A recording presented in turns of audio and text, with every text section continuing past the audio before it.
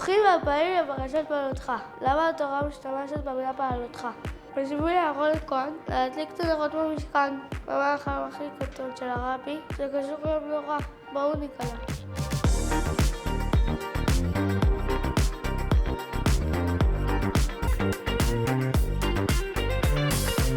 אח שלי הקטן מאוד אוהב לבצע משימות, ואני מאוד אוהב להעביר לו את המשימות שלי, בדיוק כמו שמשה עושה לאהרון. מתי משה העביר משימה לאהרון? בפרשת תצווה השם אומר למשה, ואתה תצווה. וכאן בפרשה שלנו, משה נצטווה להעביר את ההוראה לאהרון, לדבר על אהרון, בעלות לך את הנרות.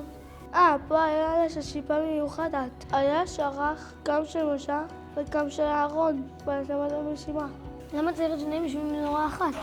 בשבר השער המשופר של משה ואהרון היו שתי תפקידים שונים לגמרי, ואת שניהם חובה כדי שהעולם השם יתחבר לקדוש ברוך הוא. משה רבנו מוריד את הקדושה מלמעלה למטה, דרך התורה. כמו שכתוב, זכרו תורת משה עבדי. הוא מביא את החוכמה של השם אלינו. והתפקיד של אהרון הוא הפוך, לעלות אותנו למטה למעלה. כל יהודי משול לנר. כמו שכתוב, נר השם נשמת אדם. לפעמים הנר הזה קצת כבוי או עמום. אהרון הכהן בא ומדליק את הרצון והתשוקה של היהודי להתחבר להשם. הוא קורא לנשמה לפעור ולהתרומם, בגלל שכתוב, פעלותך, עד שתהיה שדפת, עולה באליה. הבנתי, השם נותן את התורה מלמעלה, ואהרון דואג שאנחנו נהיה מלמטה, ונהיה כלים לקבל אותה. זה חיבור מושלם. בעלותך את הנרות, בנושא הזה המיוחד כל כך של להידלק ולהדליק את האור של הנשמות שלנו בכוחו של משה רבינו, יש סיפור נפלא ביותר.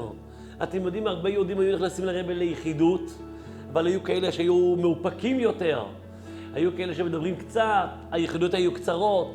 יהודי אחד יקר מאוד, חשוב מאוד, נכנס לרבי ליחידות, וביחידות הוא החליט שהוא מדבר עם הרבי פתוח יותר, הוא לא היה כל כך מאנש מהחסידים, אז הוא הרגיש שהוא לדבר בחופשיות. הוא שואל את הרבי, האם הוא, אחרי שהוא רואה את כל אני רואה את כל המסירות של הרבי, שהרבי כל כך מתמסר לדבר איתו, לעבוד למען עם ישראל, אז הרבי, הוא שואל את הרבי, אני יכול לשאול אותך שאלה אישית?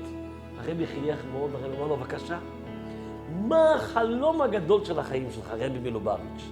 מה השאיפה שלך? מה השליחות חיים שלך?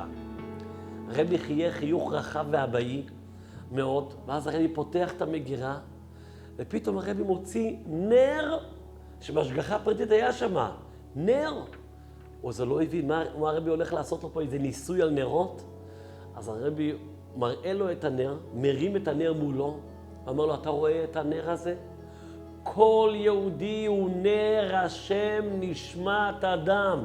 יש לו נר גדול וחזק, בוהק ומאיר, שיכול להאיר את כל החושך של העולם. יכול גם להדליק אנשים אחרים. החלום שלי, השליחות שלי, השאיפה שלי, זה להדליק את כל הנרות של כל עם ישראל. וכשכל אחד הנר שלו יהיה דולק, הנר שלו גם יוכל להדליק נרות אחרים, להאיר אותם במובן הרוחני, שכשיהודי מאיר באור של תורה, באור של מצוות והנהגה חסידית, אז הוא גם יכול להדליק ולהאיר ילדים אחרים, יהודים אחרים, להאיר להם את החושך. יהודי שומע את כל ההסבר הנפלא הזה, ואז לפני שהוא יוצא הוא אומר, אני יכול לשאול את הרבי עוד שאלה אישית? הוא אמר לרבי, כמדומני, אני יכול לשאול אותך שאלה דוגרית? הרבי חייך עוד יותר ואמר לו, אתה יכול. ואז הוא שואל את הרבי, האם נראה לך שאת הנר שלי הצלחת להדליק? אומר לו הרבי, החלום שלי הוא אמנם שהנרות ידלקו, אבל אני לא מדליק אותם. וכמדומני שהרבי הוציא בפעם השנייה קופסת גפרורים. והרבי אומר לו, אתה רואה, אני נותן את הגפרור. להדליק, אתה צריך בעצמך. ועם המסר הזה היהודי יצא מהיחידות.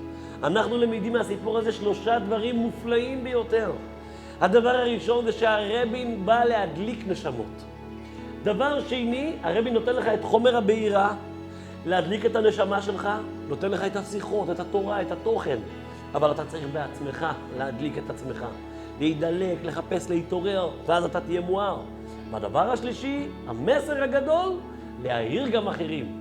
כל דבר שלמדת, דבר תורה שיש לך, תלך, תדליק את אחרים, תאיר את העולם, יהיה בעלותך את הנרות, ואנחנו נזכה בזכות זה להדליק את הנרות של בית המקדש השלישי, באור הגדול של הגאולה השלימה, ביד משיח צדקנו, תכף ומיד ממש. מנהיגות חסידית היא לדעת שאתה נר, ויש לך תפקיד להעיר.